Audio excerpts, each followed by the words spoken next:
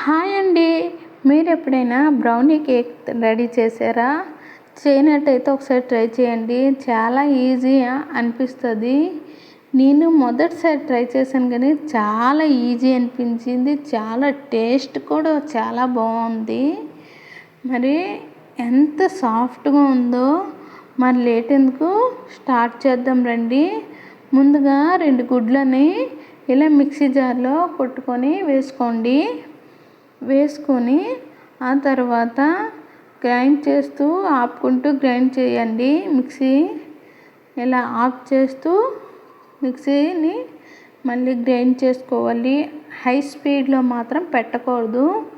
మీ దగ్గర hand blender ఉంటే అది కూడా యూజ్ చేయొచ్చు.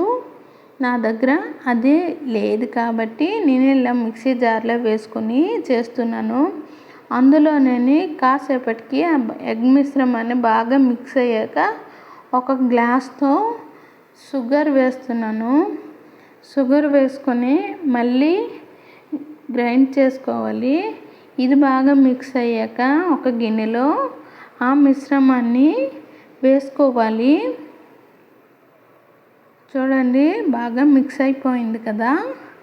ఈ మిక్స్ అయిపోయిన దాంట్లో జల్లెడ పెట్టుకొని అదే గ్లాస్తో ముందుగా పంచదార వేసుకున్నాం కదా, ఆ గ్లాస్తోనే గ్లాస్ నిండుగా మైదా కూడా వేసుకొని ఇలా స్పూన్తో ఇలా చేసుకోవాలి. మీ దగ్గర ఇది బేకింగ్ జల్లెడ ఉన్నా పట్టుకోవచ్చు.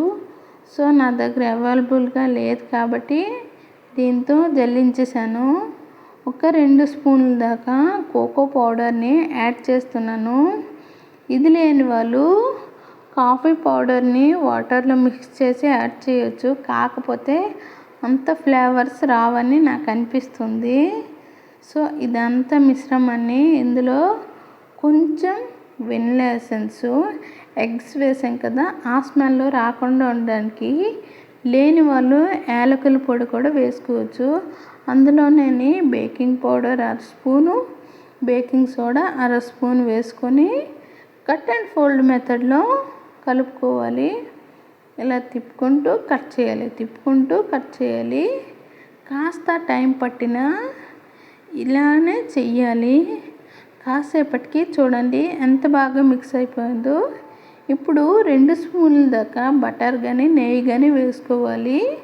ఆయిల్ కూడా వేసుకోవచ్చు. నేను ఇందులో నెయ్యి వేస్తున్నాను. నెయ్యి వేసుకొని మళ్ళీ కట్ అండ్ ఫోల్డ్ మెథడ్లో కలుపుకుంటున్నాను. నేను ముందుగానే బేకింగ్ ట్రే రెడీ చేసుకున్నాను. ఆ ట్రేలో ముందుగా గీ వేసుకొని కలుపుకొని ఆ తర్వాత మైదా వేసి డస్ట్ చేశాను. బేకింగ్ ట్రే రెడీ అయిపోయింది.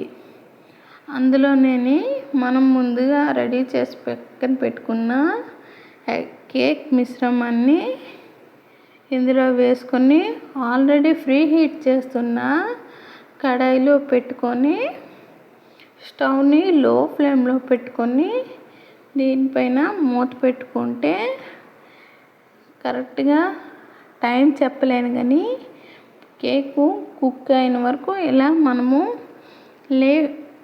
చాక్ కానీ లేకపోతే టూత్పిక్ కానీ గుచ్చి చూస్తే అంటుకపోతే కుక్ అయిపోయినట్టేనే.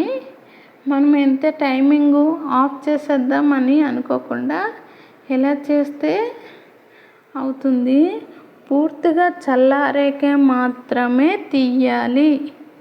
చూడండి ఎంత స్పాంజీగా వచ్చిందో. బ్రౌనీ కేక్ రెడీ అయిపోయింది. మీకు వీలుంటే ఈ పై పాట్ మొత్తం తీసేయండి. చిన్నపిల్లల దగ్గర పై పాట్ మొత్తం తీసిస్తే కొంచెం మంచిదని నాకు అనిపిస్తుంది. కేక్ ఎలా వచ్చింది? సూపర్గా వచ్చింది కదా. తప్పకుండా